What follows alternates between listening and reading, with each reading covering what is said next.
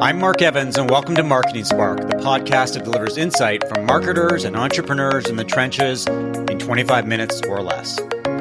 When I started my career, networking was an important part of career building. Not social networking, but meeting people, connecting, and building relationships. With the rise of the internet, networking has clearly changed. We use Zoom, SMS, and email to digitally communicate.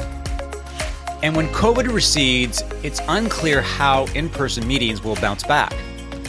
To discover the secrets and importance of great networking, I'm talking with Marc Angelos, a digital marketing strategist and a longtime relationship builder. Welcome to Marketing Spark. Thank you very much, Marc. It's a pleasure to be here. Let's start by talking about personal branding and the power of networking. For all the talk about digital technology, social media, networking as a marketing tool doesn't get much attention. So provide some insight into whether it's still relevant and how people can effectively network in the digital world. Sure. So what people always overlook, Marc, is that networking is the foundational component of social media, right? The whole point of it is to network. Although it gets transmuted into sales and all that other bit that we know, it is really about people connecting with people. That's not changing. So humans as a social animal, not going away. What's different though is the connectivity piece. A, it occurs in a different manner now. And B, the existence of social media, the rise of these channels, these digital platforms has transformed networking way more than the internet itself has. People think of it as a dynamic of just technology. But in the old days, we're all familiar with 6 degrees of separation. You could you can meet almost anyone through the sixth iteration. You're now one DM away from the presidency, right? When you can speak directly one-to-one, it changes the dynamic of everything from sales to marketing and networking. Networking now has to be predicated upon the value delivery component of what I can do for someone else, which is the inverse of the way most people look at it, right? I worked for 27 years on Wall Street in a relationship management role. And the whole concept there, the reason I lasted as long as I did, if you know how to touch base with someone in an additive manner, and then that's the magic. What we're all familiar with, especially on LinkedIn, I know you're very active on it. You can tell right away when there's the transactional feel when someone reaches out to you. Mm-hmm.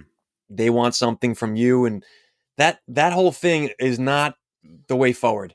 You already know this. Everyone out there is aware of it.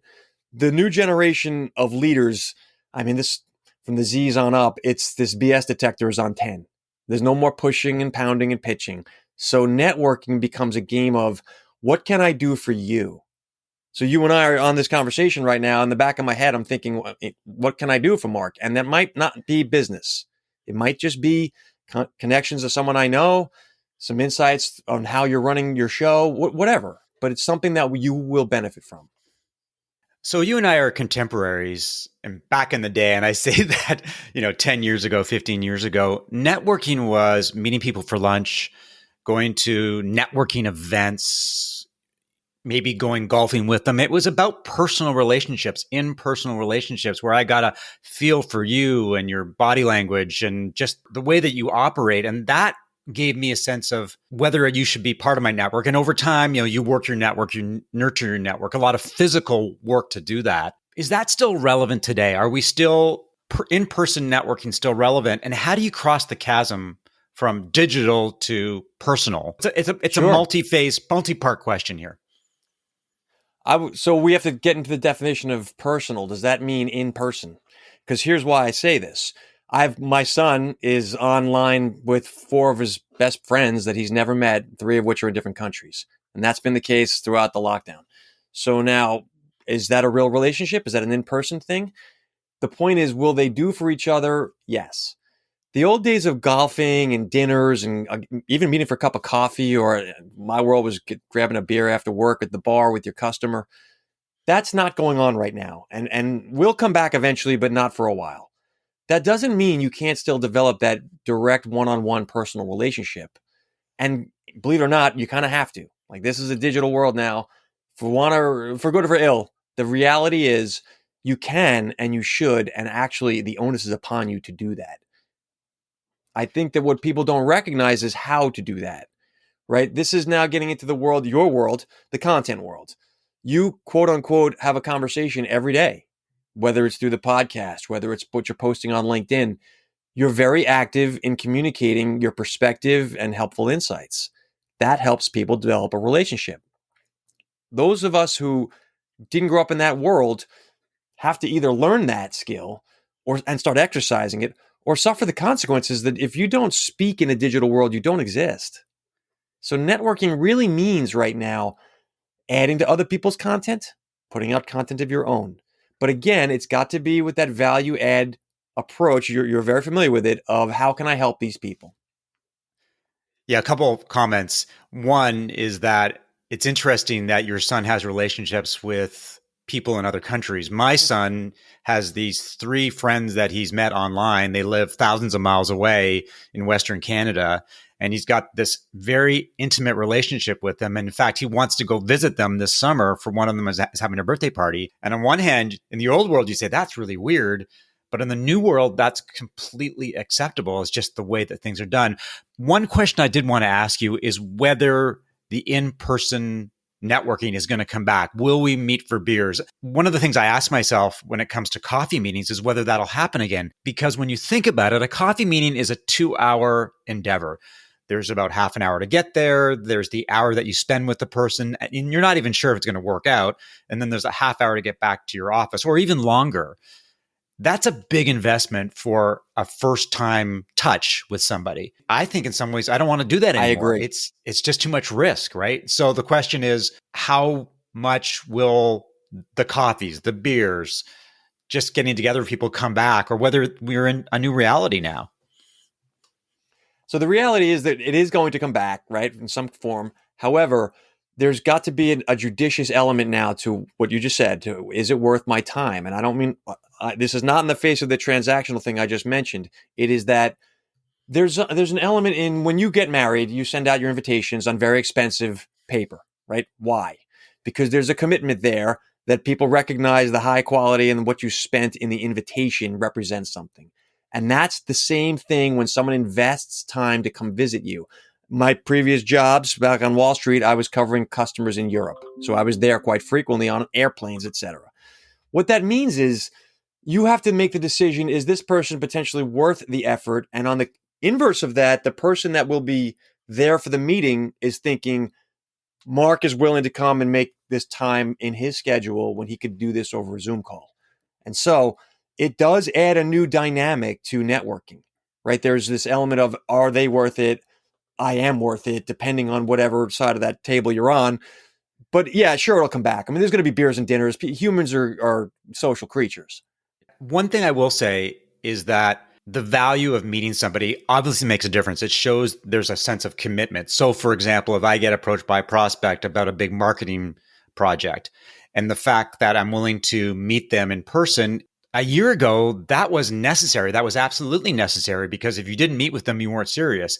Today, I think I could probably jump on a Zoom call at their convenience, meet them, learn about what they want, get a feel for whether it's a fit or not, and make a proposal. And I don't even think they expect me to meet with them. I think in my world, that is the new reality. I think you raise a good point there, Mark. But also don't forget that the expectations would change radically with the lockdown. So yes, but going forward, I don't think people will be as insulted by those not making the effort. But that also means, on the flip side, that those who do make the effort, when it's judiciously determined, are going to have that much more leverage in that conversation. And I think that's going to be the interesting thing, to see how things snap back. I hate the phrase to normal, because it's not going to be normal anymore, but how people flip back to their old behaviors. So whereas before you and I are doing this virtually, if this was a prospecting meeting, but in a month, 2 months, 3 months from now, it could be, the expectation may be that you're going to come down and meet me. And if you're really serious about doing business with me, that's the way it's going to happen. I agree with you. Back to the expectations piece. When we were kids, there were pen pals. You didn't really have expectations of meeting your pen pal if they were far away in the world, and you hoped to, but it wasn't really on the radar. Now, your son absolutely is expecting to one day sit down and meet in person. That's part of the appeal of the relationship, My son's friends, I've asked him, like, where are these guys located? And first few months, he's like, I don't know. Some not in America, though I know because of the time zone. Like, Right. okay. But this is the world. So I think that people will develop those relationships in person becomes the secondary piece, which touches back on the networking, Mark. The whole concept of social media and digital engagement like this is merely the entree point for an in-person relationship. And I think to your point, not everyone's going to want to make that second step. That's where you figure out, is this person part of my tribe, quote unquote. But I do think that it's a new version of relationship building, but it's still relationship building. One of the metrics when it comes to digital networking is connections, the number of followers you have, the number of connections on LinkedIn. And a lot of people equate connections to network. If I have 5,000 connections, I have a huge network. But that can't be the case because it's easy to connect with somebody, but it's different to have a relationship with them. So how do you explain to people that connections is not network, or maybe it is? I don't know. Tell me. So there's an old expression, a good friend will help you move. A great friend will help you move the body. This comes down to what is the depth of the relationship versus the breadth of how many relationships I have. Now, if I've got 10,000 connections on LinkedIn and none of them respond to anything I post, is that really a relationship? Obviously, the answer is no. On the other hand, if I only have 400 and each of them are willing to pay me $10,000 for the services I'm offering, that's depth. Depth matters. Depth is more important than anything. It always was, digital or not. It's got nothing to do with technology. If you have a connection with someone and they call you up, it's your best friend, and he says, Mark, I need you. It's 2 a.m. Can you come? You're going to go. You don't ask any questions. I'll be there. Versus some rando who kind of knows you and whatever. My point is the relationship aspect doesn't change. The mediums, they change, but the human thing is still there. The power of connection, depth over breadth. I think that people, they don't see that because the metrics game that social media has introduced to this younger generation, and the older ones have fallen for it as well. It is a numbers game, right? Everyone loves data metrics, but this is my argument in the old sales world I came out of. You got to not conflate the tail with the dog, right? People will do for you and buy from you and connect with you if they want to. That's it. It's not about how many you already have. I'm probably preaching to the choir here. Yeah. Well, one of the reasons why I think LinkedIn has worked so well for me in the last year is that connections are just a starting point. I read a lot of content. I find interesting people. I'll connect with them. But the key to my success has been conversations. And I will reach out to people because I've got a small relationship with them. And I'll say, for example, hey, Mark, I love your content. I love the way that you explained this.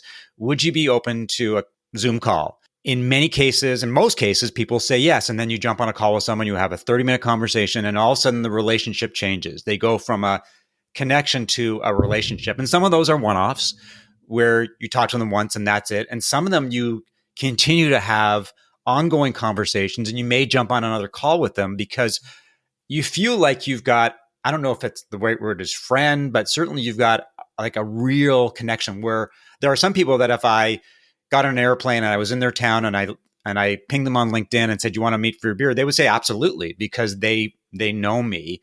Provide some best practices in terms of how to make the leap from connections to conversations, because I think that's the magic of digital networking and networking in general. I'll break it down like this, Mark, and here's your actionable steps. Your superpower, and the reason you've been so successful on LinkedIn, and I'm talking you as Mark, is because of these 3 reasons, and these are applicable to anyone everywhere. Number 1, curiosity, right? You are genuinely curious. When you look at someone's content, you chase them down. Most folks don't take the time to really investigate. So curiosity is always the starting point for anyone's success in anything. Number 2, active listening. You illustrate this perfectly. But this is an old sales tactic where people get in there and they don't ask any questions other than to listen rather. They only want to hear and you do this. You're paying attention. You're knowing what the stream of questioning should go.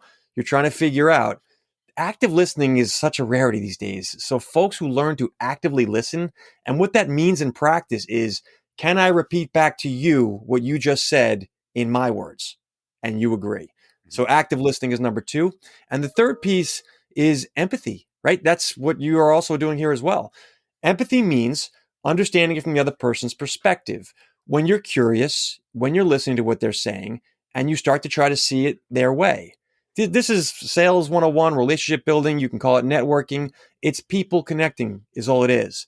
And those three things are not taught, not formally, and they're not really accentuated at all by the educational system, which is a whole nother world.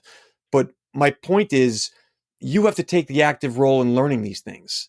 We'll call them EQ skills. We'll call them soft skills. They're more important than the technology skills that we all value so highly. And I may be biased, but I'm coming out of 27 years of selling artificial intelligence software. So I know what I'm talking about here. The ability to connect with someone is the first step to anything, to selling, to relating, to building a friendship. And that's the thing where you need to take it on yourself. What are the steps I need to do? I need to literally spend the time getting on LinkedIn, and you read people's comment and you go look at their content, and then you touch base, ask them questions, but you do it in the empathetic fashion. You do it in an honoring, value-oriented approach. And that's also a skill. That's probably skill number 4 there. Learning how to communicate in a manner that builds people up so that they want to engage in return. Let's go back to an earlier comment you said about content and the need to give as opposed to take, because there are obviously people on social media that are looking to take. They're looking to sell you something right away, even though they don't have a relationship. The good people, the people who are really effective at networking, are producing a lot of content. They're leaving many comments. They're engaging with people. And do you think that people forget about the value of content and the value of giving when they're trying to drive networking digitally? Yes, I think that's a great point. Value delivery is the game always in life. Forget about social. Technology allows you to magnify that. But if you're not delivering value at scale, then you're not really worth having in the network, if you will. And this is not giving to get something. This is giving to give, because in a sense, the world we live in now, with that 6 degrees of separation becomes one DM thing. We now have people who have to choose to want to do business with you or to engage and connect. And if they don't make that active choice, you're out. Why would they choose to do that? Because you give more than you take. Everyone and everything wants something, right? In life, you know that anyone you meet is looking for something. And I don't mean sales. I just mean there's something that they're looking to do with their life, some goal. If you can approach everyone in that regard and deliver as much as you can in the area that you think will help them, even if it's not correct, they'll recognize your intent, and intent matters. Intent is a real thing, by the way. Intent is a weapon. If I really go out of my way to try to help Marc Evans, if I'm get off this call and I think to myself, you know what, something that dawns on me now, and I go back to you with it, something that might help you, you're going to say, this is a good guy. That's the game, because there's not enough business to go around. There's so many channels. It comes down to, who do I want to associate with?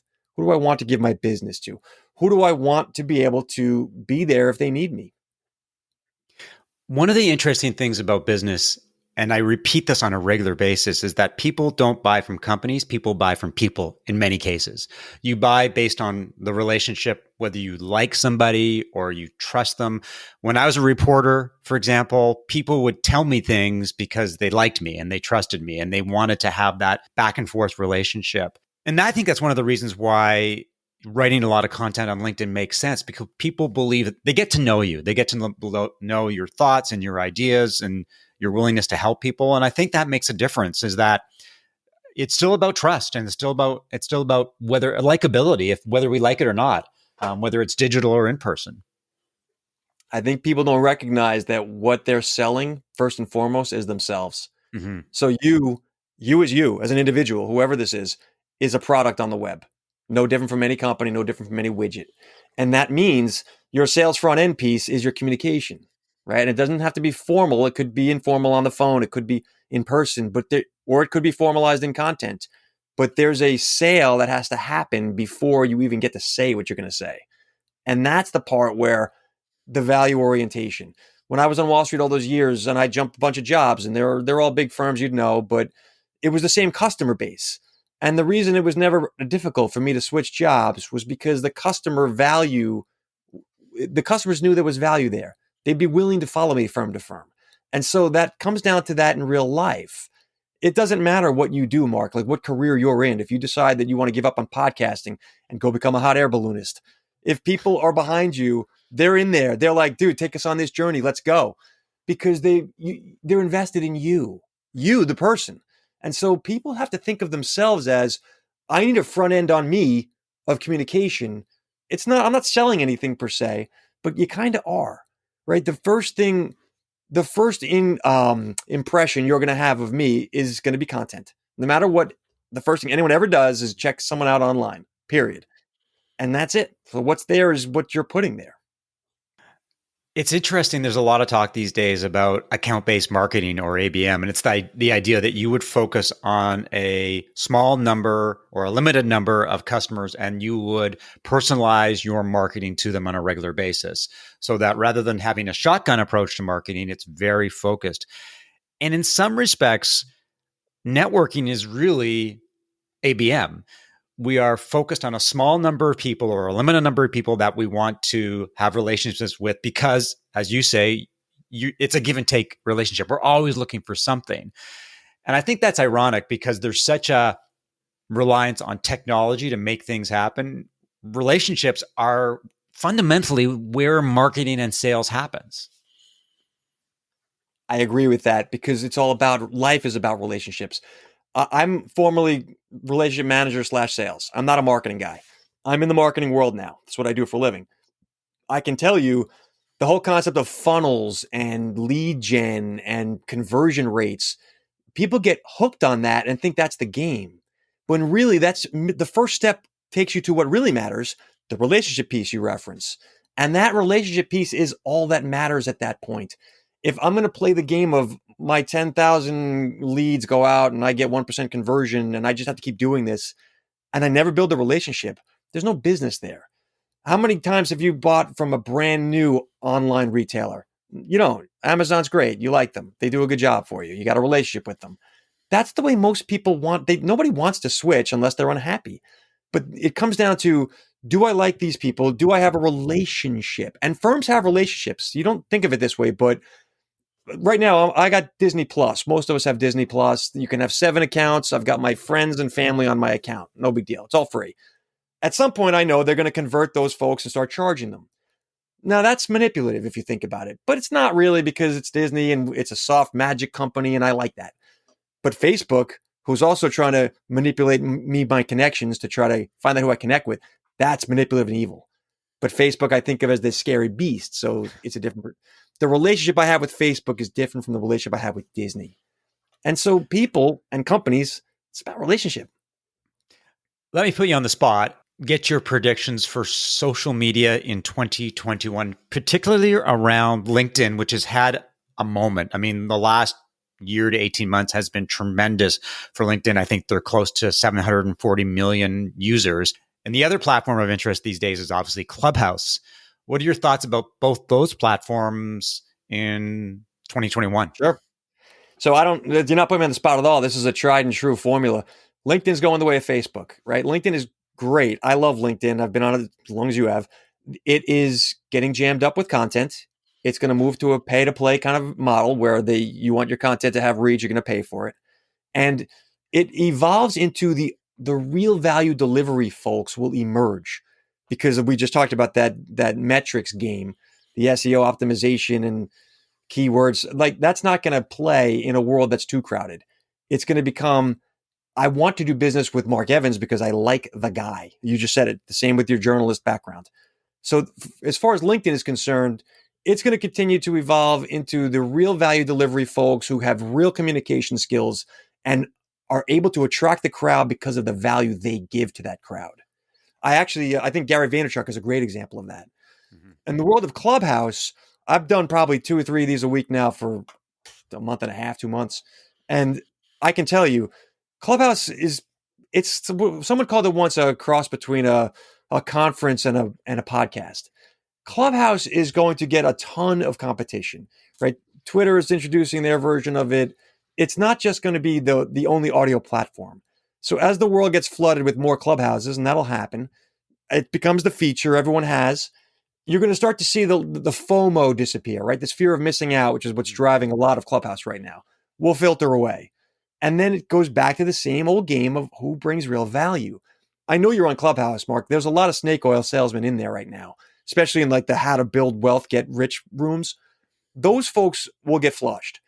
And you're going to be left with folks who really bring content and contacts and helpful insights, guys like yourself. And that's going to take probably a year to get to that point, is if you want to really put time on that. But I think eventually Clubhouse becomes common, and I think it becomes more of a value delivery game. Life is always a value delivery game. Mm-hmm.